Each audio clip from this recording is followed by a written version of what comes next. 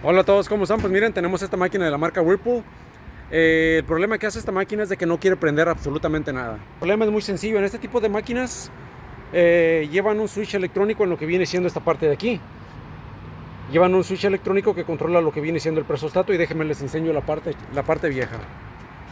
Este switch, si notan ustedes aquí, lleva lo que viene siendo la conexión de la manguera del presostato, del switch del nivel del agua, va conectado a este switch. Y este switch va conectado a lo que viene siendo el selector del suavizante de telas, ¿ok? Agregamos y no agregamos. Pero básicamente funciona como el presostato. Cuando este switch se daña, ya la máquina automáticamente deja de funcionar, y es un síntoma muy común en este tipo de máquinas y en este tipo de switch. Entonces la solución es muy simple.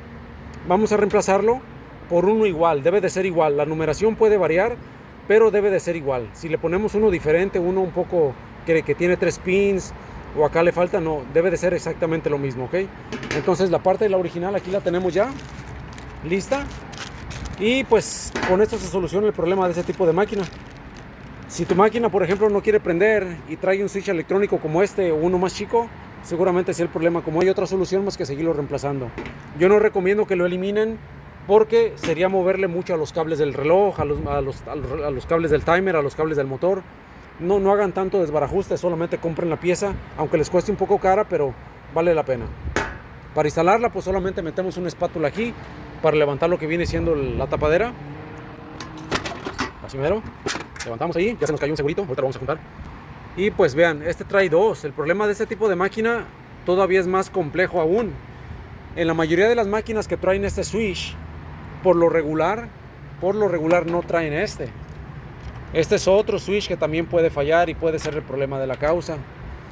Pero vamos a irnos primero por este. Vamos a ver si este es el problema.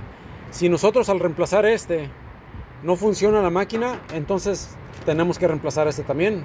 Lo mejor es que es más económico y ya pues es más fácil de conseguir también. Pero también debe de ser igual, ¿ok? La numeración puede variar, pero debe de traer los mismos pins. Y debe de traer para 1, 2, 3, 4, 5, 6 6 selectores. Inclusive si trae unos para 3 selectores o 4, trabaja también bien. Entonces pues vamos a calar, vamos a poner su switch nuevo. Vamos a poner este en su lugar y esperemos que se solucione. Si sigue sin trabajar, este va a ser el problema 100%.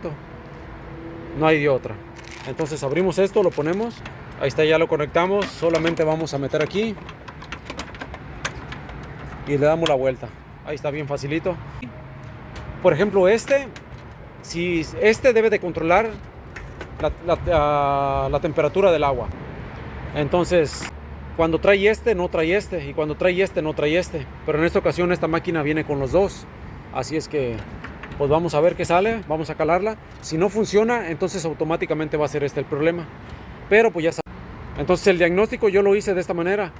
Porque la máquina, como no tiene nada de poder, no prende. Entonces le echamos la culpa a este switch grande. Porque si se fijan ustedes, lleva una entrada de electricidad aquí. Entonces, pero si la máquina no estuviera aventando el agua fría o el agua caliente, que es un problema también muy común, entonces le echamos la culpa a este. ¿Ok?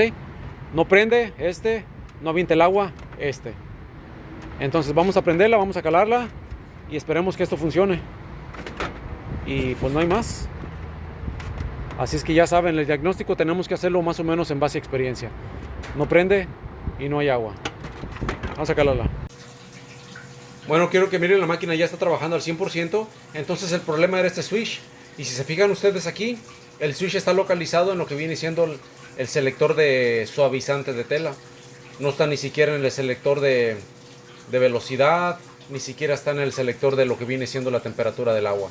Entonces esta máquina trae dos switch electrónicos, y hay que revisarlos. Si no avienta el agua, o se corta y se activa, se corta y se activa, entonces es este. Si la máquina no prende nada, es este, y hay que reemplazarlo. Pues ahí está, amigos, por lo pronto saludos. Y está trabajando al 100% bien. Prendió muy bien, y ese era el problema que no hacía. Saludos y nos vemos para la próxima. ¿Por qué tu lavadora Whirlpool semiautomática no prende? Pues ahí está una de las posibles causas. Vámonos.